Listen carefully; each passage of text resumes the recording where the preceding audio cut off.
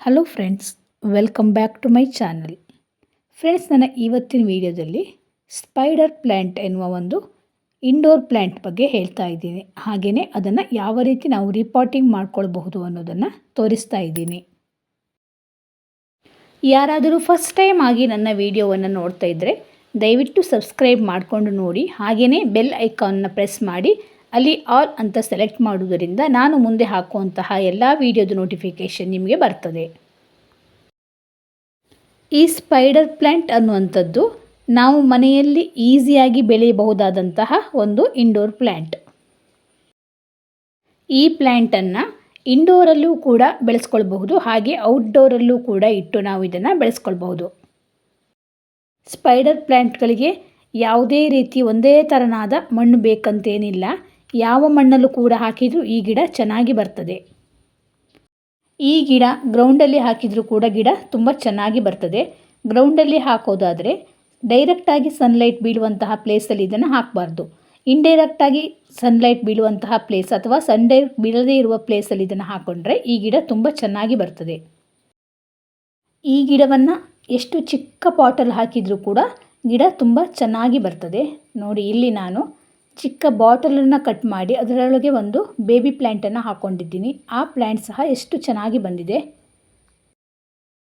ಈ ಗಿಡವನ್ನು ಮೇಂಟೆನೆನ್ಸ್ ಮಾಡುವಾಗ 2 ಪಾಯಿಂಟ್ ತುಂಬಾ ಇಂಪಾರ್ಟೆಂಟ್ ಆಗುತ್ತೆ. ಒಂದು, ಗಿಡಕ್ಕೆ ಓವರ್ ವಾಟರಿಂಗ್ ಆಗಬಾರ್ದು, ಹಾಗೆಯೇ ಡೈರೆಕ್ಟಾಗಿ ಸನ್ಲೈಟ್ ಬೀಳಬಾರ್ದು.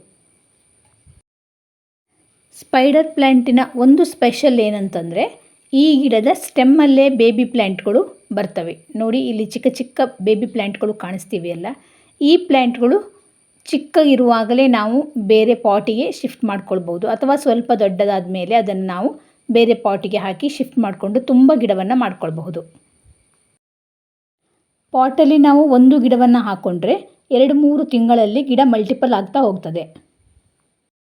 ಸ್ಪೈಡರ್ ಪ್ಲ್ಯಾಂಟ್ಗಳಿಗೆ ಡೈಲಿ ನೀರು ಹಾಕಬೇಕಂತೇನಿಲ್ಲ. 2-3 ದಿವಸಕ್ಕೊಮ್ಮೆ ನೀರು ಹಾಕಿದರೆ ಸಾಕು. ಮಣ್ಣಿನ ಮಾಯ್ಶ್ಚರನ್ನು ನೋಡಿಕೊಂಡು ನೀರು ಹಾಕ್ಕೊಳ್ಬೇಕು. ಜಾಸ್ತಿ ನೀರಾದರೆ ಗಿಡ ಕೊಳೆತು ಹೋಗ್ತದೆ, ಎಲೆಗಳು ಫುಲ್ ಹಳದಿಯಾಗಿ ಹೋಗ್ತವೆ. ವಾರಕ್ಕೊಮ್ಮೆ ಗಿಡದಲ್ಲಿ ಒಣಗಿ ಹೋದ ಎಲೆಗಳನ್ನು ನಾವು ತೆಗಿತಾ ಇರಬೇಕು. ಹೀಗೆ ಒಣಗಿ ಹೋದ ಎಲೆಗಳನ್ನು ತೆಗಿತಾ ಇರೋದ್ರಿಂದ ಗಿಡದಲ್ಲಿ ಹೊಸ ಹೊಸ ಎಲೆಗಳು ಬಂದು ಗಿಡ ನೋಡಲಿಕ್ಕೆ ತುಂಬ ಚೆನ್ನಾಗಿ ಕಾಣಿಸ್ತದೆ. ಈ ಗಿಡವನ್ನು ನಾವು ಹ್ಯಾಂಗಿಂಗ್ ಪಾಟಲ್ಲೂ ಕೂಡ ನೆಟ್ಟು ಬೆಳೆಸ್ಬೋದು.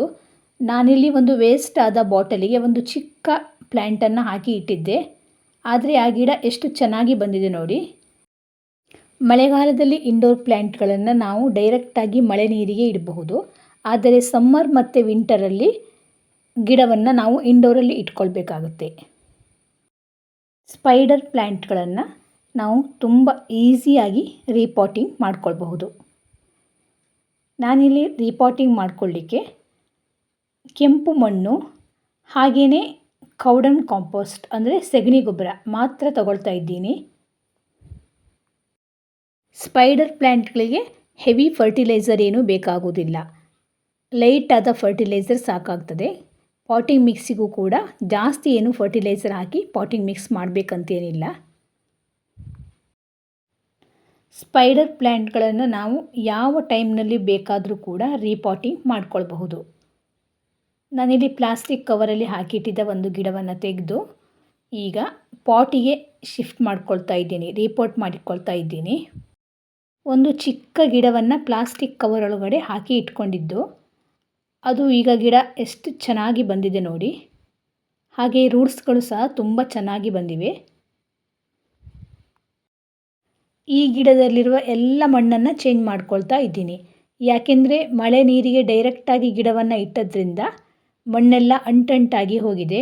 ಅದಕ್ಕೋಸ್ಕರ ಆ ಮಣ್ಣನ್ನೆಲ್ಲ ತೆಗೆದುಬಿಟ್ಟು ಬೇರೆ ಹೊಸ ಮಣ್ಣನ್ನು ಹಾಕಿ ಪಾಟಿಂಗ್ ಮಿಕ್ಸನ್ನು ಮಾಡ್ಕೊಳ್ತಾ ಇದ್ದೀನಿ. ಗಿಡವನ್ನು ನೆಡುವಾಗ ಗಿಡದ ರೂಟ್ಸ್ಗಳು ತುಂಬ ಉದ್ದ ಬೆಳ್ಕೊಂಡಿದ್ರೆ ಅದನ್ನೆಲ್ಲ ಹೀಗೆ ಕೈಯಿಂದ ಅರ್ಧಕ್ಕರ್ಧ ಕಟ್ ಮಾಡಿ ತೆಗೆದು ಗಿಡವನ್ನು ನೆಟ್ಕೊಳ್ಬೇಕು. ಆವಾಗ ಗಿಡ ಚೆನ್ನಾಗಿ ಬರ್ತದೆ.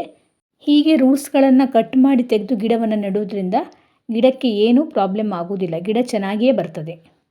ನೋಡಿದ್ರಲ್ಲ ಸ್ಪೈಡರ್ ಪ್ಲ್ಯಾಂಟನ್ನು ಯಾವ ರೀತಿ ಕೇರ್ ಮಾಡೋದು ಹಾಗೆ ರಿಪೋರ್ಟಿಂಗ್ ಮಾಡೋದು ಅಂತ. ವಿಡಿಯೋ ಇಷ್ಟವಾದರೆ ಸಬ್ಸ್ಕ್ರೈಬ್ ಮಾಡಿಕೊಳ್ಳಿ. Thank you for watching.